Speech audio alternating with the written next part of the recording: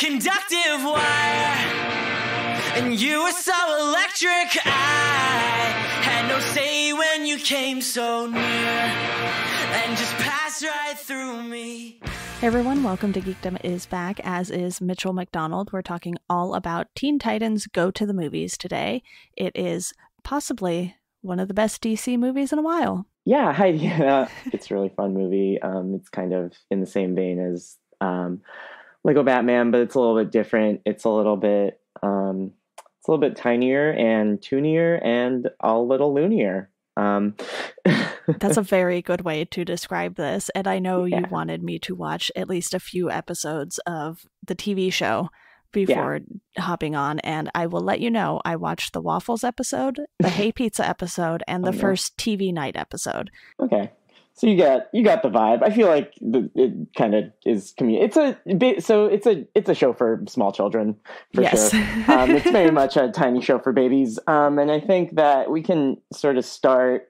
Maybe, I don't know if you have any points you want to cover, but like I think a good place to jump off of is kind of the entire like mindset for a lot of people regarding this show, and how I feel like the original show was very popular and influential. Like, I loved the original show. I don't know if you were a big fan of it, but I was a huge fan of it when it was airing, like 15 years ago now, I think, which is crazy to think. But I was actually watching some of the original one like last year as well. And I thought it holds up, but it definitely, I remember thinking it was a lot grittier than it actually was. Like it was still pretty kidsy oriented. So a lot of people have a problem with Teen Titans Go, which is like this new incarnation of the original Teen Titans show, and saying it's like too for kids and too for babies, and there's too much random goofy humor. And while all of that is true, I still think that the other show wasn't really targeted for kids that much older. And I feel like it just kind of, like, if you did that show now, it wouldn't work. It wouldn't really be popular, because that's not what's popular in the like kids entertainment. Like if you watch any other Cartoon Network show, it kind of falls in line with that. So I think that it's really awesome that Teen Titans Go is a show that now has had a longer run than the original show. And the coolest thing about it, I think, is that it has the 5 original voice actors, and I think the original voice actors for pretty much like all the other tertiary characters in small spots. I think it pretty much uses the same people, who are literally just like small time video game cartoon voice actors who haven't really ever done anything big. So for them to not only have this really long run as these characters, and then also to use them in a movie, which a lot of the times if they make like a movie out of a show like this or vice versa, they'll use like bigger actors or something. In the movie, there's Will Arnett and Kristen Bell come in, but the main cast is still the same as the ones that played the original Teen Titans. And I think that is really awesome, because it's not really something you see. It helps a lot with the continuity, and I would say that Tara Strong is probably the biggest name as far as the voice actors go, because she has done so much work. Yeah. Her list is just like never ending. She's done Batman stuff. She's done this. I can't even tell you how many things she's done, because she is kind of one of those staples like Kevin Conroy in the animated world. Yeah. Absolutely. She did like The Fairly Odd Parents. She was like, I think she voices Bubbles on Powerpuff Girls. I think she was like one of the Rugrats. She's done everything. Literally every cartoon pretty much she has done something for. I think she does a lot of the My Little Pony stuff too. Yeah. She's like a legendary voice actress. She's incredible. She's very, very talented. And it's funny that she gets saddled with kind of the least emotive character in the show, but it's still good. Yeah, the original show was 2003 to 2006. So okay. I did not watch that. Okay, you didn't watch it. Yeah, I kind of always knew about the Teen Titans shows, but I never really got into them. I would say as far as the animated shows go, the ones I really got into were Batman the Animated Series and the Justice League shows and Young Justice, which made its return recently. So those were kind of the three that I really started to dive into as far as the DC shows go. But, you know, with this movie, it made a ton of money at the box office considering what it is. You know, they had a budget of 10 million and it made 52 million. Sure, it's not making the kind of money the live action movies are making, but if you can hit this mid-level budget and have that kind of success with it, I think it's a good reason for them to keep going with it. Yeah, I think that the show is like very popular with its target demographic audience from what I can gather, that it does really well. And I think that that's really cool. And well, there's spoiler alert is this really a spoiler? At the end of the movie, they tease that the original Teen Titans will make some kind of a comeback. And then I was reading that it's like, oh yeah, if the movie was a big enough hit, then they would do that. And I think that, I mean, making 5 times your budget is pretty good because it's a 2D animated movie, and that's not really something that you see anymore. And that was one of the things I was going to touch on. Is I was like, when was the last time I even saw a 2D kind of animated movie in a theater, like for children? I couldn't really even remember like the last time that I had seen one. So I was like, this is actually really cool that this even exists and is happening right now. So yeah, I was really excited for it, kind of from the get-go when I was seeing like trailers for it. I'd never watched the Teen Titans Go show. I'd never really gotten into it, but I was seeing trailers for this last summer, and I was like, oh, that looks really fun. And then I was like telling my friends, I was like, I'm excited about this movie. And then I think I went alone and saw it, which is great to go alone to a children's movie like the day it opens. It's a great thing to do as an adult, to watch it. And I had a really fun time. I think I ended up watching it again. And we went at like early in the morning. And it was like just us in the theater, and we still had a lot of fun with it. And then I watched it again yesterday to prepare for this, and it's very fun and funny. It's basically like, I would say it's like the closest thing to like a Looney Tunes or an Animaniacs type thing, because I feel like that is the closest analog to the humor that happens in it. And I feel like it's very like throwing, like basically the whole thing is they're making fun of all these like sacred cows in the DC universe, or really just the whole, pretty much just anything they can.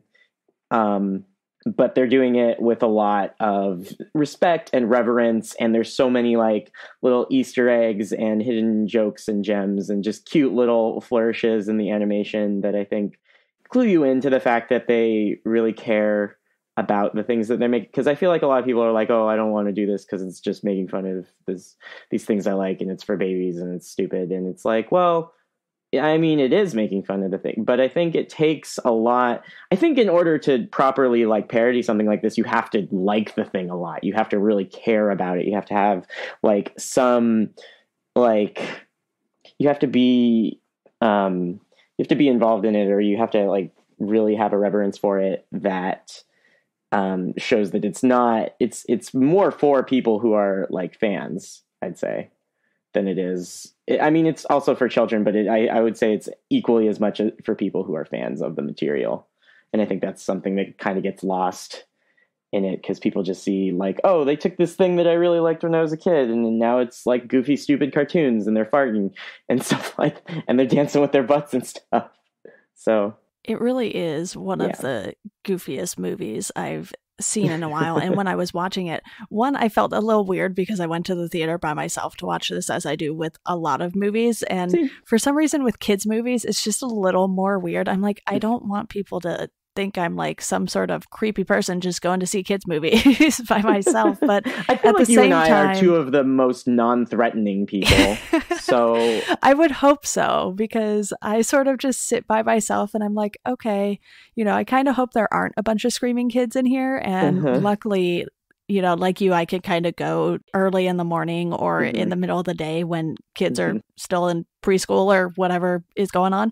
But, you know, I had a lot of fun watching this, and I just found myself laughing pretty much the entire time because, like I said, I had been familiar with the show, but I had never really sat down and watched it. It was more like I had seen little clips here and there or commercials for it and whatnot. And I knew the animation style was different. It wasn't something that was like groundbreaking or anything like that. And what I love about not only the show, now that I've watched a few episodes in the movie, is the fact that it does not take itself seriously at all for the most part. Maybe Robin takes himself seriously, but that's part of the fun of it.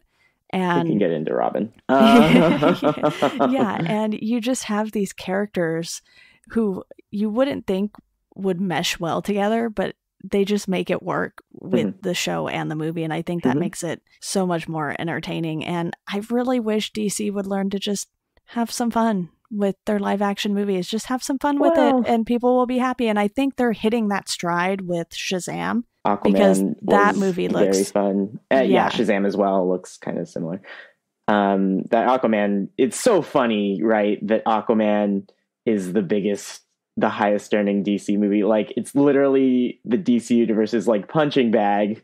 Like, they're never gonna make a fucking Aquaman movie. Like what would that be? Like, oh, but now it is literally the biggest hit that they've had in this. It was bigger than Wonder Woman. It was bigger than fucking the Justice League and Batman versus Superman. That's like so funny, right? Yeah. And, you know, I saw Aquaman in IMAX and it was something crazy to see on the screen like that because it was the first time I saw anything in IMAX, so I was kind of just blown away by all the colors and everything flying off the screen. So, you know, it was one of those things where you're like, I need to not see like color for a few minutes here after the movie. That was the first time you went to IMAX, was to watch Aquaman? Yeah. Holy shit. Bold choice, I know.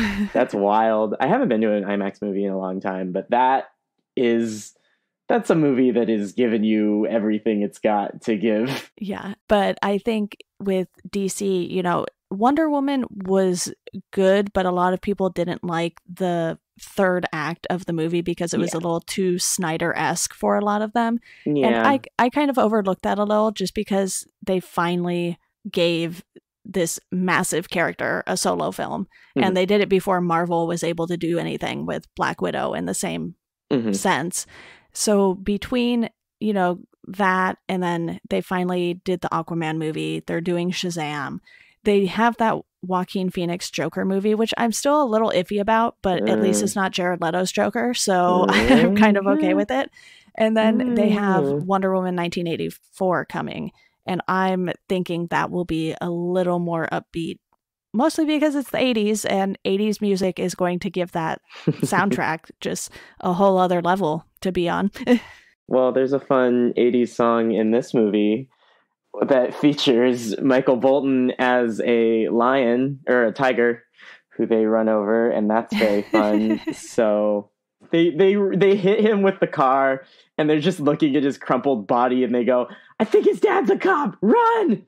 That was great. There's one thing I noticed about the show is that it is not afraid to make like incredibly dark jokes sometimes. Right. Yeah. Like, it can get really grim dark. There's a lot of like episodes that will just like, in the show, since the episodes are only like 11 minutes long, sometimes they very much end just with like quick cuts.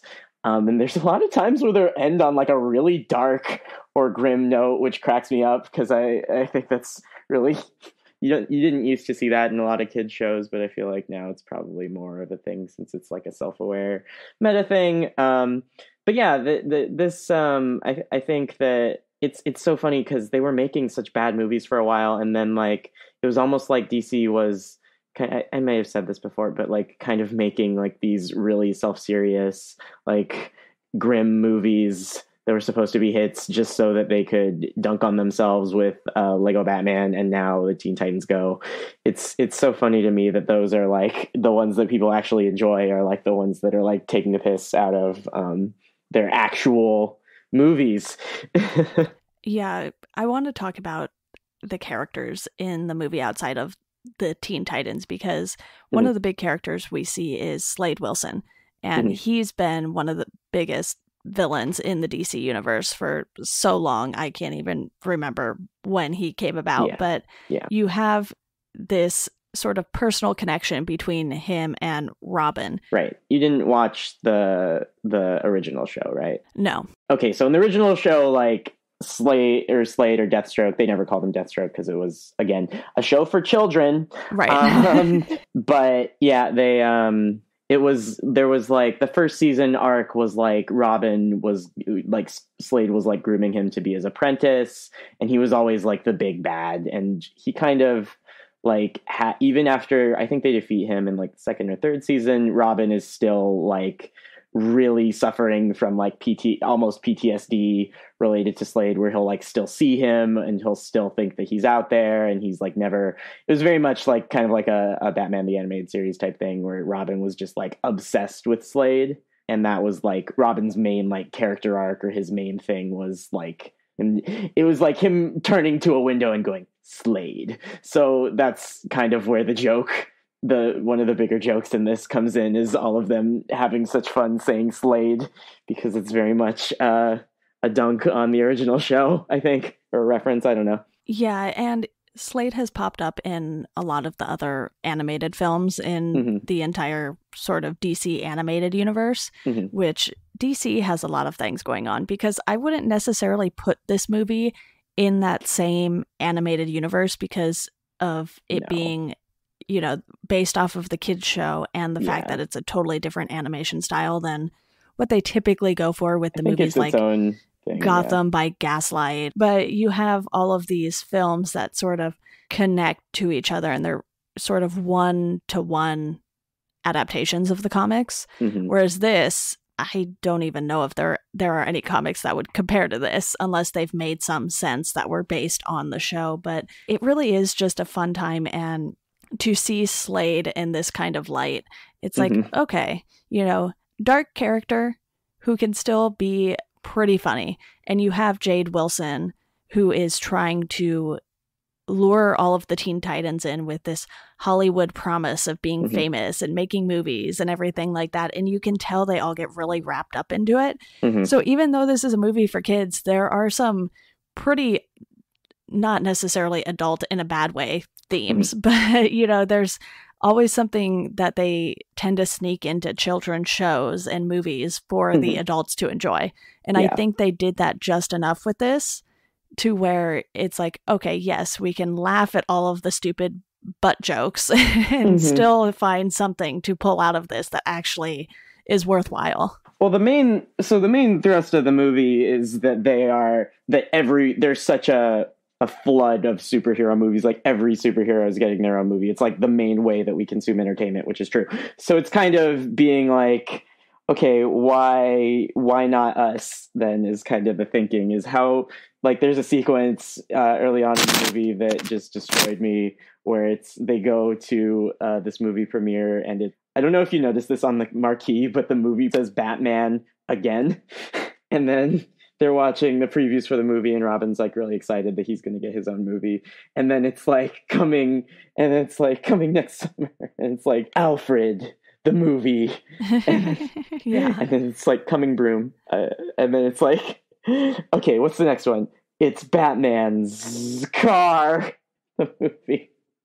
And then it's like Batman's utility belt, and Robin's like, what the heck? How come I didn't get one? They destroyed Robin in this movie. So here's the thing. In the original Teen Titans, like, Robin was like the leader, and he was very serious, and he was like kind of the least goofy one. But in this show / movie, Robin is insane. He is an absolute crazy person. He's like this crazy egomaniacal, like obsessive. They like downplay how useful he is to the team. Everyone's kind of annoyed with him all the time. He's always like yelling at everyone. He's like he's just absolutely like a crazy person, and has like very little grip on reality. And especially in this movie is very much his movie.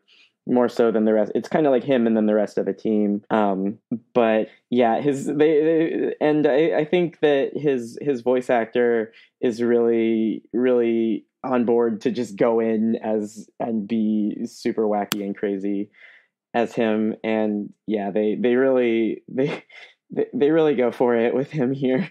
I agree with you that it really feels like this is focusing a lot on what Robin wants, his emotions and everything like that. And you can tell that he's someone who hates showing emotion, but somehow just being part of the Teen Titans, it's like a lot of the other characters are rubbing off on him. And the same could be said for Raven, because like you said, she's not a character who has too many different tones to her.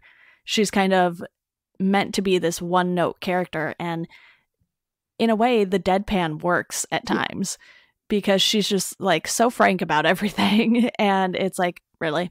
Okay, you guys do that.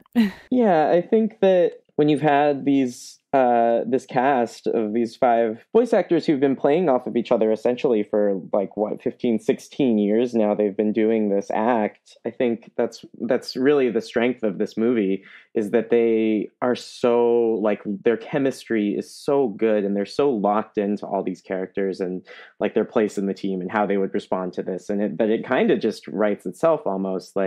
There's such a team really when it comes to just making the show and making sure that all these jokes hit and that everything comes together and that they play off each other well. And I think it really is palpable when you're watching the show and when you're watching this movie, is that, oh yeah, they really know each other, and they know these characters, and they know their strengths and how they would react to anything. And it makes it really enjoyable, even if you're not super familiar, you hadn't really watched any Teen Titans stuff before, and you went to this and you were like, oh my God, this is great. And similarly, I didn't know if I'd enjoy the show, but I've been watching it. It's all the Teen Titans Go is on Hulu. Teen Titans, the original show, is, I think it's on Cartoon Network's app, which, if you've ever had to deal with that, is not a good app. Yeah, I have used that before, and it's kind of a nightmare. Yeah. All of a sudden, these other ads for other shows will start playing, and I'm like, what is screeching at me? But I know that DC Universe has started putting on some of the older animated shows. Good. So they have Batman the Animated Series, the Superman series. They do have a Teen Titans series, but I have not paid attention to what years it's from to know if it's that one or if it's a totally different one. I think it's the only show that ran for any amount of time. But it's good. It's good. It was, I think for its time, it was really good. And it the original show had a lot of fun stuff with where it was kind of anime inspired, so they'd kind of go into that or change animation styles with that. And I think they've taken that, if the original show's analog was anime inspiration, this show's inspiration is Looney Tunes Animaniacs, because that's very much what they're doing. Is it's not afraid to parody stuff, and it's not afraid to change up its animation style all the time. In the movie, there's several sequences where the character designs and the way it's animated just shift. Especially for the 80s song, they kind of turn into rosy cheeked, round, cutesy versions of themselves. And then there's when Robin has his song about what his superhero movie would be like, it kind of turns more into a comic booky sort of more sketched style, and that's really fun. I really enjoy all of the stuff like that whenever because it's again, you don't see a lot of 2D animation in a theatrical release like this meant for children, and I think it's something to really celebrate when you see it and they're having fun with it and they're doing, and it's good. A lot of animation is bad, so yeah. it's great to see something that is really taking its format and using it to its advantage like that. And yeah, I just really had a great time with this, and I think that anyone who's on the fence about this, if they're listening to this, should really consider checking it out, because I think it's a really fun time. I also think that they got Will Arnett and Kristen Bell to be in this, and I think Will Arnett might be like the voice acting like movie star MVP at this point. Like, I think he might be one of our best maybe just one of our best actors, but like one of our best voice actors between like, he's Lego Batman, he's Slade in this, he's BoJack Horseman. Like, the guy is, and those are all like very different like characters. He's even doing a Reese's commercial now, from what I can tell. It definitely sounds like him, and I'm 95% sure it is him. So his voice is just everywhere. Nice. But yeah, he's just so good. He's also obviously Job in Arrested Development, which is one of my favorite shows. So, but yeah, he's really great in this, and Kristen Bell is fun as well. I absolutely love her. She's on The Good Place, which is another one of my favorite shows, and it's just fun to see them have the cast of the show, who are just, again, like kind of low level voice actors, aside from maybe Tara Strong, just get to interact with a lot of these bigger, more famous people, and just for them to kind of integrate them just right into it, and it sort of works out. It's really good to see that. It seems like DC is pretty loyal when it comes to who is voicing certain characters. I've noticed that with the other animated films that aren't done in the style, they tend to have the same people voicing these characters. Like Rosario Dawson has voiced Wonder Woman for several of the animated movies. And I did check, by the way, and DC Universe does have that original Teen Titans run from 2003. It's 5 seasons, so guess I'll have something else to watch when I'm done with Batman the Brave and the Bold, which is another show it's kind of in the same vein as Teen Titans Go, where it doesn't always take itself so seriously, and it's definitely not like Batman the Animated Series. So you have Diedrich Bader as Batman, and just hearing him as Batman, sometimes I just laugh. So it's another fun one, and he's like a very, very big, bulky Batman up top, kind of like the one we see in Teen Titans Go to the movies. And a quick note on that, one of the artists who worked on like the posters and stuff when you're walking down the halls and everything, his name is Dan Hipp, and I just love his work. It's so good, and I'm very glad they put a bunch of his work in this movie. So he does like the backgrounds basically, and a lot of like the hidden in jokes, because I wrote down some of my favorite ones. Yeah, he does like a lot of the fake movie posters and stuff that are lining the walls and everything like that. And he went on Instagram and ended up posting a lot of his work from the movie after he was allowed to, obviously. So I'll link to his Instagram, because he's always just drawing DC stuff and lots of superhero stuff. It's very fun. Okay, so he's the one that's hiding all these jokes and stuff like that. That's really fun. Yeah, I wrote down some, like when they're in the city, there's like the Apocalypse hair and beauty salon, which I thought was good.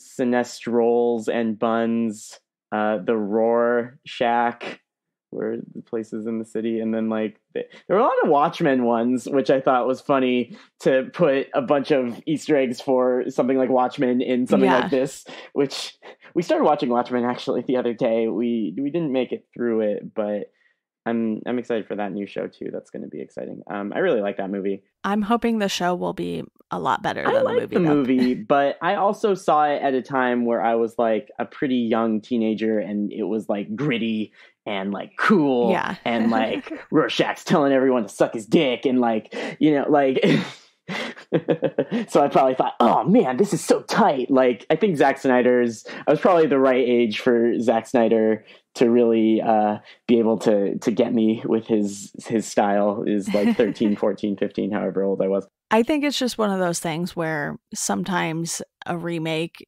in a different format is a good idea, because I don't know if it's just the fact that the comic is a pretty bulky one or what, but it almost felt like the movie didn't have as much time as I would have liked to flesh out the characters. And it's kind of like how DC Universe is doing Doom Patrol right now. It's not exactly like the comics, but they're spending a lot of time with each of the characters, and I'm enjoying that so far. So DC Universe actually isn't off to that horrible of a start for me. That's tight. Well, I feel like it should at least appeal to somebody like you, because if they don't have somebody like you, things. What do they got? Like, you know, like at the very least. But yeah, that's cool. I know that. So have you been watching the live action Teen Titans show? Or however, I don't know if it's already done or what, but. Yeah, they did the first season and they're working on the second season now. So Titans started last year. It wrapped up, I think, around December. I'm not really sure when. How was that? But I sort of waited until it was all done so I could binge watch it, which is nice because it's weird to wait week to week on a streaming platform. I'm like, wait, what? It's annoying. No. certain shows kind of lend themselves better to it than others. Like, I think like anything that's a half hour, I think they should just post it. I don't want to wait weekly to like sitting down to watch a 20-minute episode or something is like, that's like some of the shows. Yeah. See, with Young Justice, they were dropping them 3 or 4 episodes at a time. Good. So you'd at least get, you know, an hour or an hour and 20 minutes worth of content before they would make you wait that week. And that was pretty nice because, like you said, waiting week to week for a 20-minute show, which is why it was very strange when I caught up with The Good Place. I was like, I don't like this wait. I liked binge watching. The Good Place is definitely one that works better as a binge, which is why I'm glad they put it on Netflix. The seasons, they put them on Netflix pretty quickly after the show ends because, especially this season felt very weird to watch just like one episode at a time of that. And then there's a lot of, I think anything that's like an hour, I don't really watch that many hour longs, but anything that's an hour I think is better to be able to do one at a time, especially like you keep up with all those CW shows. I literally cannot process how much time. I'm kind of over some of them right now, but the completionist in me is like, but I want to see how this plays out because I feel like Arrow is at a point where it might end soon. It should, but I'm not totally confident that it will. Season now? Usually most shows end after season 7. Yeah, I think it's like 7. I think I watched the first, I think I gave up season 3 or 4, which was like season 1 or 2 of probably for the best.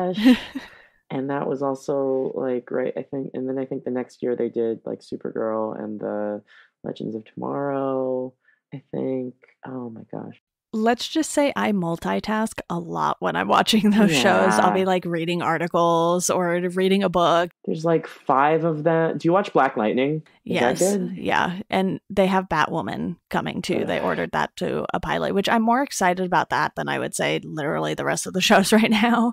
Yeah, but it's Ruby with Rose. DC, they have so much going on. And I don't know when Greg Berlanti sleeps, but you know, it's one of those things where DC has so many different avenues right now. I'm kind of wondering when they're going to just be like, all right, we're putting everything on DC Universe except for a few things. I have a feeling it'll probably be when or around when Disney Plus launches / really gets going, because I think that streaming service is going to be the one that really catapults us into the future, because Disney has so many properties that are spread out among the other streaming services. But once that happens and they're like, okay, we're pulling them all back, and now you're gonna get a Star Wars show, you're gonna get Marvel shows, you're gonna get a Muppets show, you're gonna get like kids shows for every, like, you're gonna get Pixar stuff, you're gonna get like Indiana Jones, you're gonna like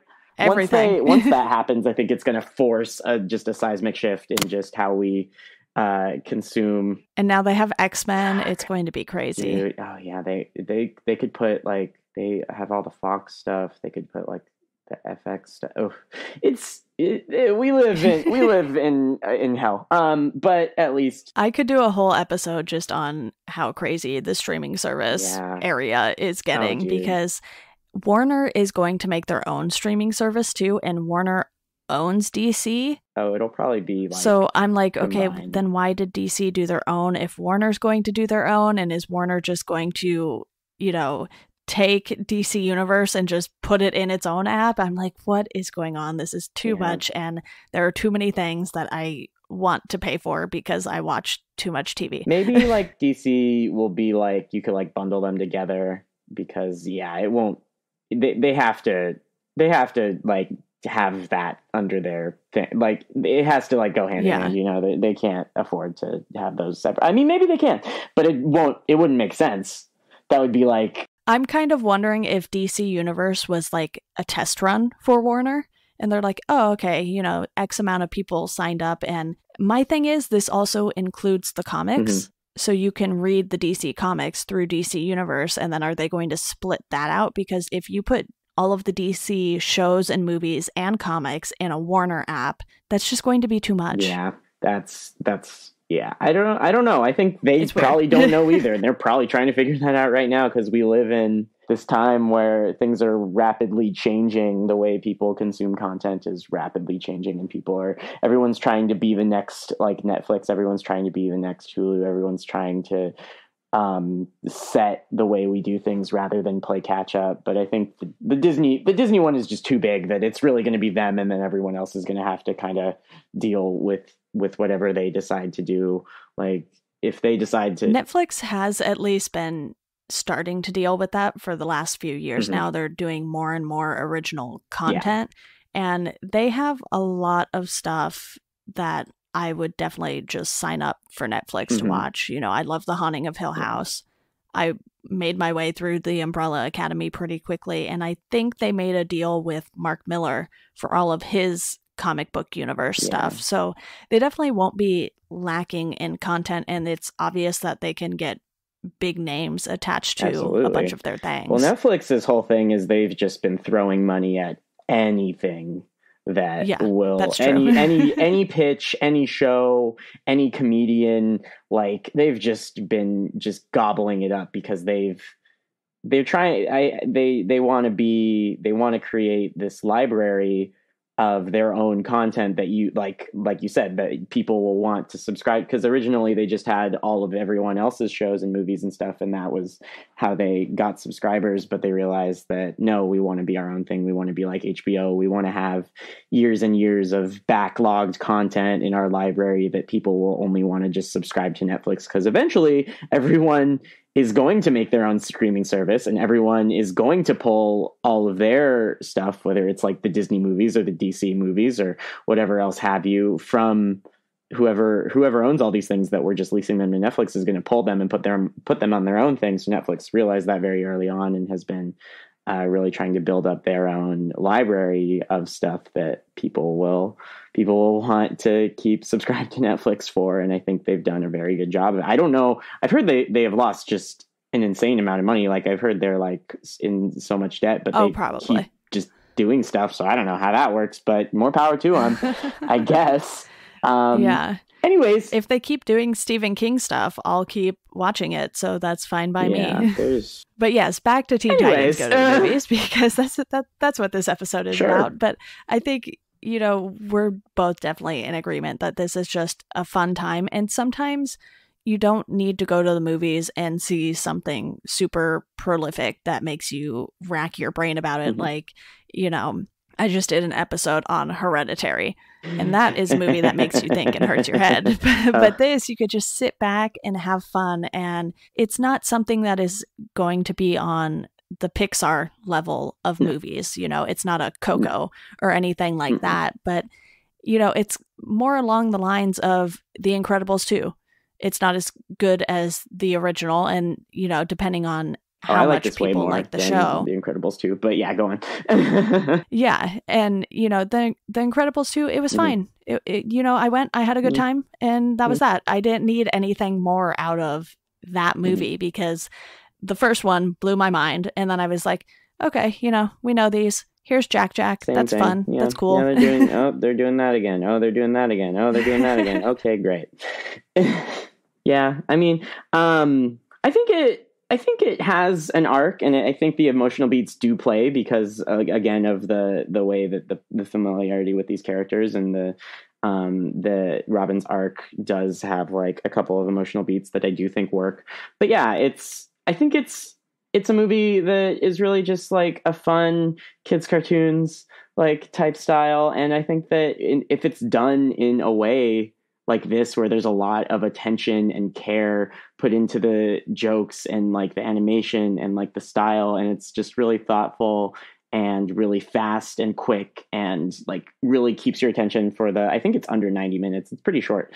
But that's perfect. It doesn't need to be any longer. It's the perfect length. And I think that it's good to teach children to like not be afraid to make fun of stuff. I think it's a good message to send to kids, is that it's okay to like to like not take things for granted and not just accept what's handed to you, and to like not be afraid to make fun of stuff and to not take yourself too seriously. Because I think that is a trap that people fall into a lot of the times, and you can see it with a lot of those DC movies that didn't go so well, or some of the shows that weren't as popular. Like since the Dark Knight really had an effect on everything, where everything had to be like super self-serious and gritty, and that was how it was for a while. But I think things like this being successful really show that it doesn't have to be like that. Like, you can make jokes, you can be silly, and it's just as valuable as being serious and contemplative. Like, I think that's a good thing to teach children, to like question authority like that. But that could just be me reading too much into this and really wanting to say something about it. But I think it tracks. But yeah. And then it's also good to ask your parents where babies come from. So that's fun. Jesus Christ. Did you see on the... Sorry, this is just another bit. When they make like the movie for Robin, like Young Justice is like scribbled out on the tape of the movie. Right. Yeah. They did a lot of cool little things that if you were someone who was paying close enough attention, you would pick up on all of these cool little things, like you did with the storefronts and everything like that, and the movie posters. And it was just so much fun to dive into this movie, but not feel like every little Easter egg had some sort of big impact that would come down the line because of a connected universe or anything like that. It was just like, you know what? They are clearly having fun with this, so we can all have fun with it. I want to touch on, there is a joke in the middle of this movie there's two jokes. One of them is very dark, and then the other one goes even darker. That really set me back a ways. So there's a sequence where they decide that the way to get their own movie is by erasing the origins of other superheroes. And so they go back in time to when all the superheroes are kids and stop their origin stories, which includes, and I guess this is a spoiler if you haven't seen it. So like, if you haven't seen this movie, like, I think we're pretty much done. Like, you could go watch it, watch the show. If it sounds interesting to you, I think you'll be pleasantly surprised. But there's a sequence, a montage of them going back, and they basically kill Aquaman by throwing like one of those plastic soda 6-pack plastic rings on him as a baby. And then they go to the dark alley that baby Bruce Wayne is about to walk down with his parents, and like they stop him from doing that. So that they're like, "Don't walk down Crime Alley, walk down this nice alley instead." And then they go back to the future, and everything is chaos. The villains are running wild, so they have to go back and redo all these things, and that involves going back to the dark alley and putting a beautiful pearl necklace on Bruce Wayne's mom and shoving them into Crime Alley, where they get shot, where you just hear a ton of guns and you see baby Batman just like start crying. And oh my God, I can't believe that was allowed to be in this movie. One of those things they just had to squeeze in, apparently. That's insane to me that they got that joke. Like, that's what I'm talking about, is like, sometimes this show will just swing wildly dark, and it's so welcome and funny. I just love it. But yeah, if anyone's looking to check out the show, it's on Hulu. It starts out like most Cartoon Network shows start out, like very like low bar, basic, kind of just, and they kind of don't find the tone for a little while. But once it gets going, it gets very weird and stupid and goofy. Like, I think the episodes you watched were so pretty ridiculous. Indicative of that. I made you watch maybe the most the most stupid episode, the Waffles episode, which is an episode where Cyborg and Beast Boy just only say waffles for the entire episode.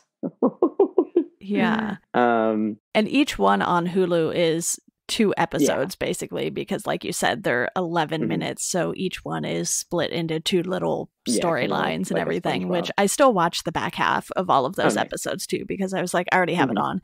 But it's definitely the first half that really stood out on the Waffles pizza and TV night episodes, because Batman and Commissioner Gordon just enjoying some TV in the Batcave is very entertaining for some reason. Oh yeah, that's like a running joke, is that those two are just like hanging out, being buddies.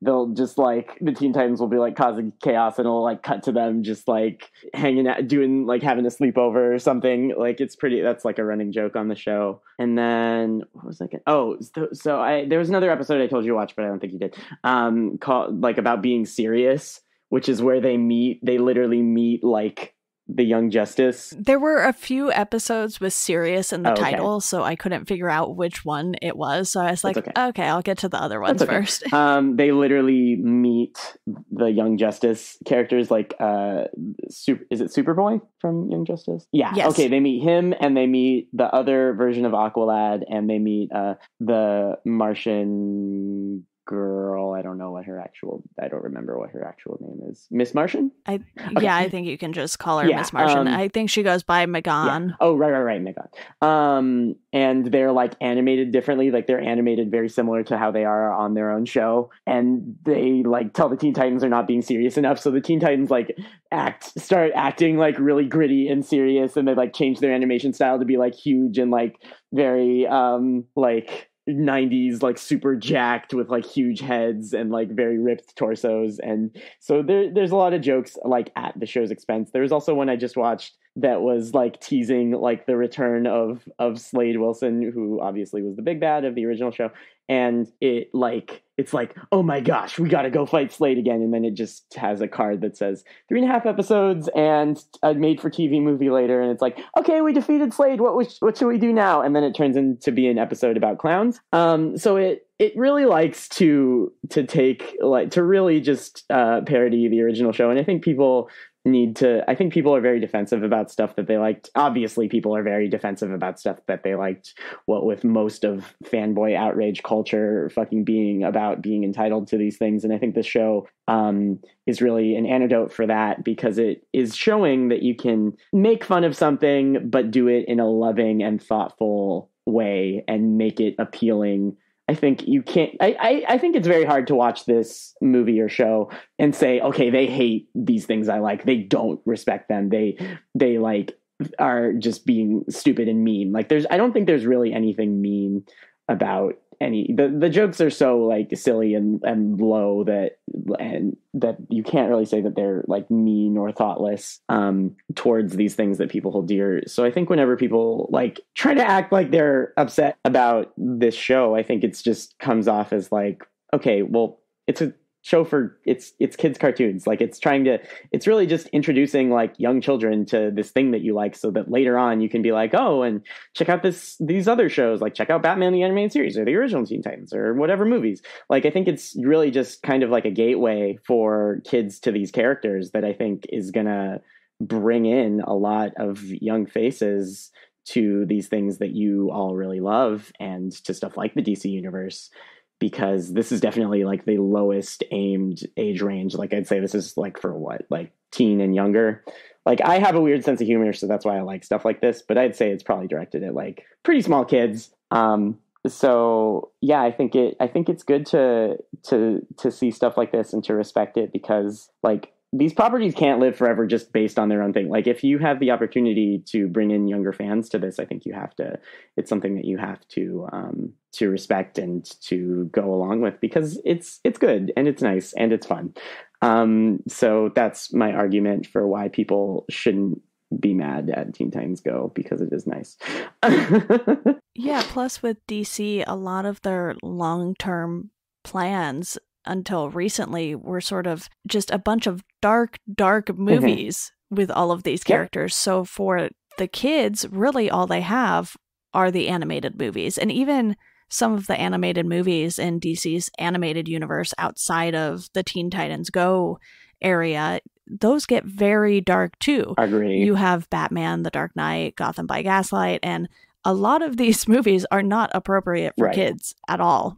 Yeah, and those are kind of just like, I think the DC animated movies like are very much just for that audience of people who read the comics and would like to see that comic be moving for the most part. Yeah, I think that's one thing that Marvel maybe doesn't get enough credit for, is the fact that a lot of their movies can still appeal to a younger audience, despite the fact that there's typically a lot of violence going on. Yeah. You know, like Spider-Man Homecoming feels like something that some younger kids can go see and they can just fall in love with this new Spider-Man because it's not necessarily as dark or weird as some of the first Spider-Man movies with a very old Tobey Maguire, but that's something else. Yeah. And some of those movies were good. They weren't all horrible or anything like that, but I think Marvel is really going for that sort of family-friendly vibe. And even when DC has these movies that are rated PG-13, you're like, well, that went very dark very quickly. Yeah.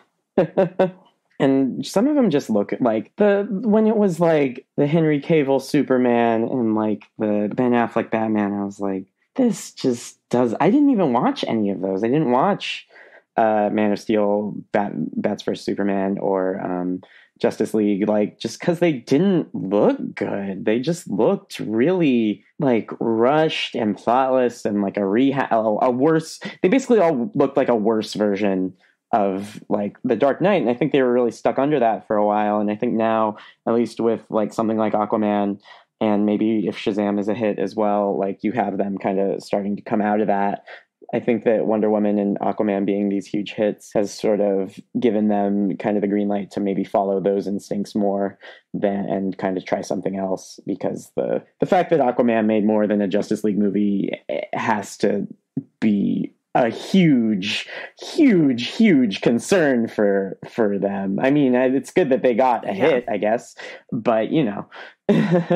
Business wise, yes, maybe not critically. If you told people in like the 90s that like there's going to be an Aquaman movie and it's going to make more than this Batman movie with the entire where he fights Superman, or this movie that has Aquaman and Batman and whoever the fuck else, like that would not make those any other sense characters in the Justice League to them. Like so, but yeah, it doesn't even really make sense now, but yeah, you know, DC has a lot going on, and I really do hope that they end up making movies that critics love, because it has felt very one-sided. Even when Marvel has movies that maybe critics don't like as much, they're still more inclined to lean favorably towards Marvel because of what they've been able to accomplish. And, you know, they told a story that lasted 10 years, going on 11 years now.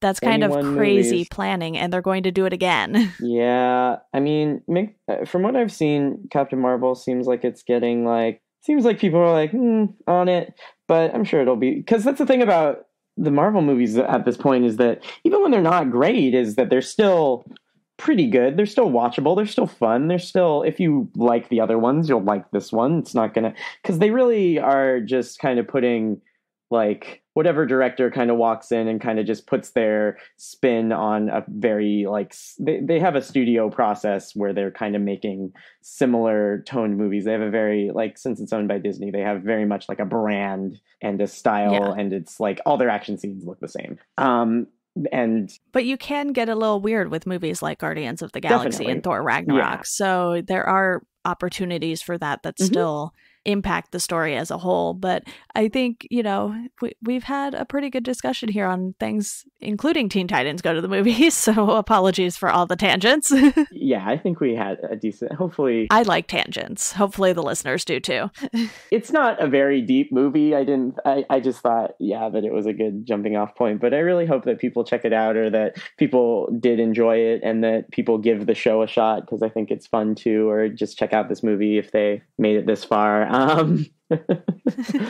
But yeah, it was really good talking to you and shooting the shit about how things are going for superheroes, because superheroes are really like the main thing now. Like the main money source for movie studios now. TV, it's everything. It's the main entertainment. Like there's like 5 to 8 superhero movies a year. There's so many TV shows, even though all the Netflix Marvel ones went off the air. There's 5 on CW alone, and then there's new stuff like the Umbrella Academy. There's the DC streaming ones. There's obviously going to be more Marvel ones in the pipeline. There's Legion is going to have a new season. It's just, and that's not even counting all of the kids shows on top of that, which Marvel has, I want to say, like a good 3 to 4 kids shows that are on at any given moment. Oh yeah, we didn't even talk about like fucking like this is the other animated superhero movie of last year was the Into the Spider-Verse, which was one of the best things I've ever seen. Like, and so it's so just good. It's just the way, it's just the thing now. It's just really the biggest is, it's really, superheroes are kind of just the way we tell stories now, and it's more people taking superhero stories and trying to put their own spin on them, trying to use them to tell other stuff, because that is just the way that we consume now, is via superhero stories. So you want to like take it and sort of mutate it to whatever story you're trying to tell is what you got to do nowadays. So I think it's just a good discussion point because it is such a all-encompassing, like I'm going to go see Captain Marvel this weekend. I don't know if I really am that excited for it. None of the trailers really look that good, but I'm definitely going to see it. Like, and then in not even 2 months, like a month and a half, we get the new Avengers, and then it's summer starts in April, and then we're just into that for fucking 4 months. Then we have Spider-Man coming. We have the Joker movie coming. Shazam is going to be here in about a month Shazam's too. Coming out. So. I've seen the trailer. I don't know what to make of that one. I really don't. I think they clearly had fun with that one too, so it'll be interesting to see if we have as much fun with it as we did with Teen Titans Go to the Movies.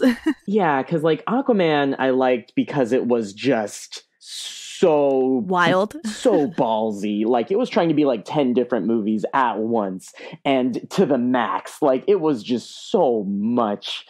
And I don't know if that one's going to quite be, I think that one's going to be, it definitely looks fun, but in a different, not as an epic way like Aquaman was. So we'll see. I hope it's good. I have very low expectations for that one, but yeah. And then the Joaquin Phoenix as well. I don't know what to make of the Joaquin Phoenix Joker movie, because like Joaquin Phoenix is like, without a doubt, one of my favorite, I would say easily a top 3 living actor. I would say, like, of our current generation, he has to be one of the best, maybe top 5. I think that movie will largely depend on the writing for me. And I think that's where DC has fallen short a lot, is with the writing. Yeah. And it's not necessarily, you know, who they've casted as these characters. I wasn't the biggest Ben Affleck as Batman fan, but I think they didn't write him well enough for me to sort of have a chance to like him.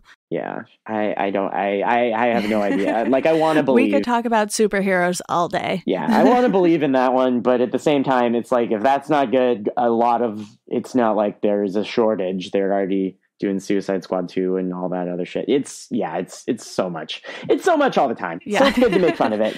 Story of my life. So much to watch. Yeah, there's no escape. Yeah. Well, Mitchell, thank you so much for coming on to talk about Teen Titans Go to the Movies and more. So hopefully the listeners have stayed with us this long. You can follow the podcast at Geekdom Pod on Twitter, at Welcome to Geekdom on Instagram. And as always, thank you all for listening, and we hope you enjoy the rest of your day. And ask your parents where a baby can come from.